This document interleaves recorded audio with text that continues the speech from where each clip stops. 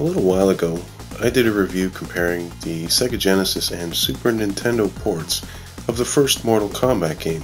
Now, with all of the excitement surrounding the new Mortal Kombat coming out April 19th, I thought, let's take a look at Mortal Kombat for the Sega CD, as well as a couple of other ports.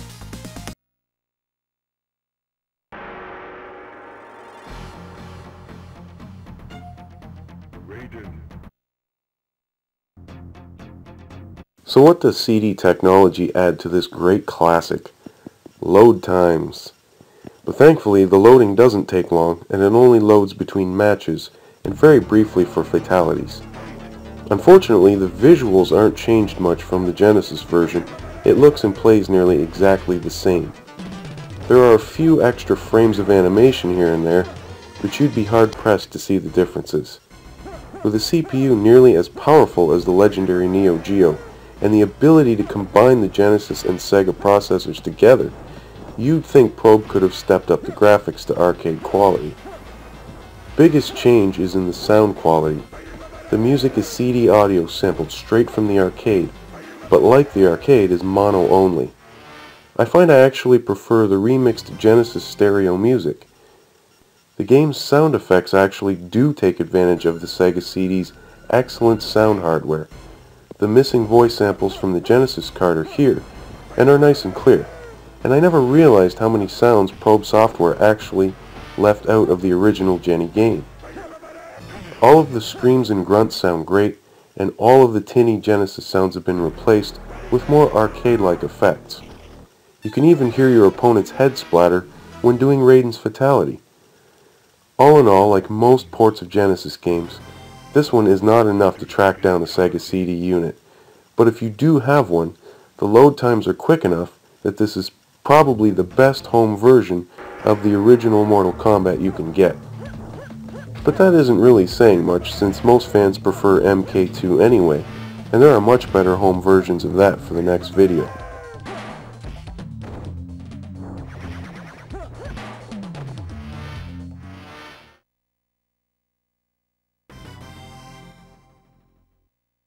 So what happens when you try and stuff an arcade game with digitized actors into a 4 megabit cartridge? That's a question nobody asked, but Probe Software decided to answer, and you get the mess that is Mortal Kombat for the Sega Master System. Like the Sega Genesis version, there is a blood code that has to be entered on the controller for, well, blood. In fact, it has this stupid credit screen that forces you to sit and wait like a PlayStation load screen, fumbling around with the controller until you accidentally put in the right code. So what does 8-bit blood look like? Actually, the graphics here are surprisingly well detailed considering. You can definitely recognize the characters, and if you look at the background of Goro's lair here, there's a lot of detail and shading on the rocks behind you. The only problem is there are only 2 stages, the other one being the pit, and you can't even pop your opponent off the bridge to their death. That's a real bummer. However, Probe did manage to stuff the fatalities in, and they look surprisingly good. On the audio side though, there's very few sound effects, and the music loops in an endless Commodore 64 sample that had me wanting to bash my speakers in. But with only 4 sound channels, the Master System did its best. And yes, the game plays as choppy as it looks. See? It doesn't fit. The cartridge is just too small. That's right. Probe even managed to stuff Mortal Kombat into a teeny tiny Game Boy cartridge, but the less we look at it, the better. At least they put in some crankin' stereo tunes.